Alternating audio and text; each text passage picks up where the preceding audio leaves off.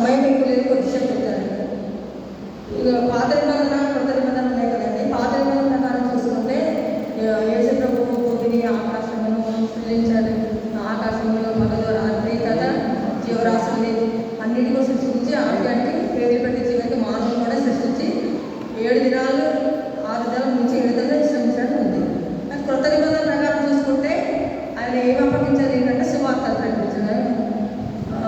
శిష్యులతో ప్రయాణం చేసి గ్రామానికి తిరిగి వెళ్ళి కొండ మీద ప్రసంగాలు చేసుకుంటూ సువార్త చేసుకుంటూ తన సువార్త పనిని తనకు అప్పగించే పనిని పూర్తి చేసినట్టు కనబడుతుంది అనమాట. అయితే ఈ 6వ మాట పూర్తిగా విజయానికి చిహ్నం అనమాట. ఇంకా దానికన్నా ముందు 19వ అధ్యాయం 29వ అర్థం అయిందంటే చెరుగుతనికి మేము పాత్ర అక్కడ పెట్టిందేదో కనుక వారు ఒక స్పంది చెరుగుత చెప్పి ఇష్టపడక తగ్గించడం నోటించారు. రోజంతట్లో ఎండ ఎక్కువ విపరీతంగా ఉంటుందండి. మధ్యాహ్నం 12 నుంచి మొదలవుతుంది. అయితే శారీరపరంగా ఆయన మానవుడైంది మొత్తము 40 దినాలు ఉపవాసం ఉంది, ఏమి ఆహారం తీసుకోకుండా ఉంది. తర్వాత ఆ మధ్యాహ్నం 12 గంటలో ఆయన సులభమైన శ్రమను పొందింది. ఎందుకు చెప్తామంటే మనకి రక్షణ కలుగుట కొరకు, పాపం ఉన్నంటే మనం పాపము మీకు పాప క్షమాపణ కలుగుట కొరకు ఆయన సులభంలో శ్రమను పొందించుకుంటూ ఉంది అనమాట. అండ్ మధ్యాహ్నం అయితే ఆయన దాహం అని అంటారు. దాహం అనగానే ఆయనకి ఏమి ఇస్తారండి? చిరకలండి. చిరక అంటే ఒక చేదు ద్రాక్షారసం అనమాట. ఆయన నోరు ఆరిపోతుంది, ఎండ బాగా ఉంది, ఆయన ఏమీ ఆహారం చేసుకోలేదు, బలహీన పడిపోయారు. ఆయన దాహం అనగానే చేదు ద్రాక్షారసం కలిపి ఆయన పాత్ర అక్కడ పెట్టి ఆ పాత్రలో ఇష్టం కొడుక తగ్గించి ఆయన నోటికి అందించాడు అనమాట. యేసులోకి ఆ ద్రాక్షారసాన్ని తీసుకోలేక ఉన్నట్టు మనం లేఖల ద్వారా చూసుకుంటాం. అయితే నెక్స్ట్ 6వ మాట మనం చూస్తే యోహాను రాసిన సువార్త 17వ అధ్యాయం 4 చేయుటకు నీవు నాకు ఇచ్చిన పని నేను సంపూర్ణంగా నెరవేర్చి భూమి మీద నేను మహిమపరచితిని. అంటే ఇక్కడ తండ్రి చెప్పిన బాధ్యతను నెరవేర్చారు. అంటే సగంలో ఆపేయలేదండి పైన. మనమైతే కష్టతరమైన పని ఉంటే కొద్దిసేపు చేసుకుని వెళ్ళి రెస్ట్ తీసుకుంటాము, తర్వాత మనం కొనసాగించుకుంటాం. కానీ ప్రభువారు అలాగా మధ్యలో పని ఆఫ్ చేయలేదు. మొత్తం తండ్రి తప్పిన పనిని మొత్తాన్ని కూడా సంపూర్తి చేసి విజయాన్ని పొందినట్టు కూడా ఈ వాక్యంలో చెప్పలేదు. అందులో మొట్టమొదటి ఏంటి? ఏ పని ముగించాలంట? ఏ పని ముగించాలంటే ఒకటేంటి? సువార్త ప్రకటించడం.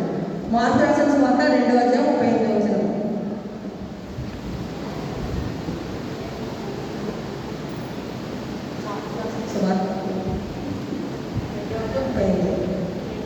ఆయన ఇతర సమీప గ్రామాల్లోనూ నేను ప్రకటించినట్టు వెళ్ళిదము రండి, ఇందు నిమిత్తం కదా నేను బయలుదేరి వచ్చిందని వార్త చెప్పాను.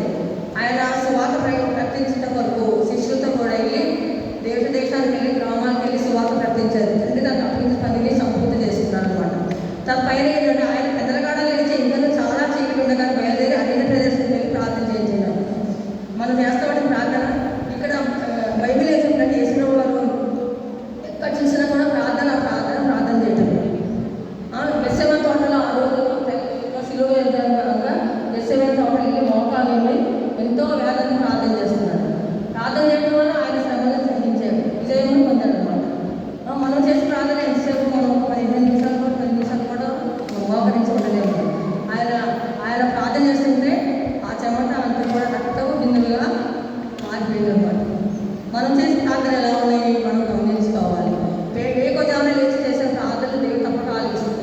మనకు వచ్చిన ప్రమాదాలని, మనకు వచ్చిన శ్రమాలని, సాతాను అక్కడ చేసిన అభిమానాలని దేవుడు తప్పిస్తాడంట. కనుక పెద్దలుగానే చీకటి ఉండగానే పెద్దల నుంచి మనము వేకోజామునే లేచి ప్రార్థన చేసుకోవాలి. ముఖ్యంగా స్త్రీలు అయితే కుటుంబం కొరకు ప్రార్థన చేస్తారు, మొరబెట్టుకోవాలి. భక్తులైన మరి కూడా పెద్దలుగానే లేచి ప్రార్థన చేసినట్టు అనమాట. అనేక బయటలు అనేక స్త్రీలు ముందు అటు పురుషులు చేయమని కాదు, కానీ స్త్రీలు ఎక్కువ పాత్ర ఎక్కువ ఉంది. కుటుంబంకి వచ్చి స్త్రీలు ఎక్కువ ప్రార్థన చేసుకుంటూ ఉండాలన్నమాట. రెండోది ఏంటంటే సువార్త ప్రకటన అయిపోయింది. రెండోది అంటే శిలువ శ్రమలు. నీ పాపం నా పాపం కొరకు ఆయన శ్రమ పొందాడు. ఆ శిలువపై పడిన శ్రమల్లో విజయం కోసం ఆయన తన బాధ్యతని సంపూర్తి చేసుకున్నాడు. అంటే తన జీవితాన్ని మొత్తం ఆయన సమాప్తం చేయలేదు, తనకున్న శ్రమలను మాత్రమే సమాప్తం చేసుకున్నాడు. 3వ దినం లేచాడు. మరణం ముందు తెలిసి ముచ్చింది లేచిన ఏసై లేచాడు అనమాట. నెక్స్ట్ తండ్రి చిత్తమును సంపూర్తి చేసుకున్నాడు. ఈ 6వ మాట అంతా కూడా సమాప్తం ఇదే అనమాట. తర్వాత ఫిలిప్పీయులకు రాసిన పత్రిక 2వ అధ్యాయం 21లో ఫిలిప్పీ 2:20. అందరూ తమ సొంత కార్యములనే ఫిలిప్పీ 2:20. అందరూ తమ సొంత కార్యములే చూచుచున్నారు కానీ అందరూ తన సొంత కార్యాలే చూసుకొస్తున్నారు కానీ యేసుక్రీస్తు కార్యములను చూడరు. యేసుక్రీస్తు కార్యాలు ఎవరు చూడండి. అంతేగాని మనం అందరం మన సొంత పనులు, సొంత ఆలోచనలు, సొంత కుటుంబాల నుంచి వీటి గురించి ఆలోచించుకుంటాం. కానీ దేవుడి గురించి మనం చేయాలి. అంటే దేవుడి కార్యాలు అంటే ఏం చేయాలి? ఏం చేయాలి? ఆయన మనకు ఇచ్చిన ఆజ్ఞలను పాటించాలి. ఆయన మనకు ఇచ్చినటువంటి వాక్కులు మన వాక్కులన్నీ కూడా మనము చదువుకుంటూ, ఎక్కువ బైబిల్ వాక్యం చదువుకుంటూ నటించుకుంటూ ఉంటాయి అనమాట. మనకు ఆయన ఇచ్చినట్టు బాధ్యత తయారు చెప్పేసి రాష్ట్ర పత్రిక 1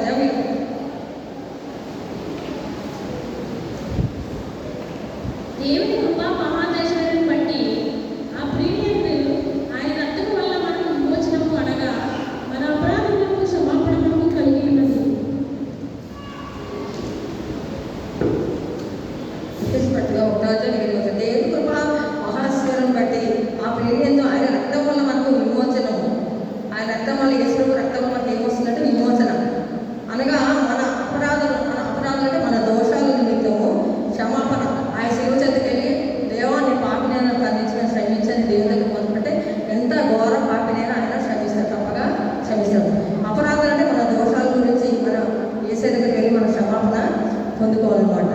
నెక్స్ట్ అదికొస్తే పాపుల మీద మన కోసం ఆయన చేసిన త్యాగము సమాప్తమైపోతుందని ఈ దినం ఆయన సమాప్తము మొత్తం కూడా మన దేవుడు సమాప్తము తండ్రి చెప్పినట్టు సమాప్తం చేశాడంట. తర్వాత నెక్స్ట్ ఇంకోటి అంటే ఇది విజయోత్సాహంతో కూడిందంటే 6వ మాట. ఉదాహరణకి ఎవరైనా క్రికెట్ అని ఏమైనా ఆడుకుంటే 2 జట్లు కలిసి ఆడుతూ ఉంటే జట్టు గెలవగానే ఎంత ఉత్సాహంతో వాళ్ళు గంతులు వేస్తారు. అట్లా వేసినప్పుడు కూడా తండ్రి తనకి ఇచ్చిన బాధ్యతని నేను ముగించేశాను, విజయోత్సవం చేశాను అని పెద్ద స్వరంతో క్యాప్ వేసుకుని తండ్రి చేతి తన ఆత్మను అప్పగించినట్టు ఉన్నది. అంటే ప్రభు నా పాపం కొరకు నీ పాపం కొరకు అనుభవించి విజయాన్ని చెప్పడం ఈ 6వ మాట చెప్పి కొద్ది వాక్యం నేర్చుకోవాలి.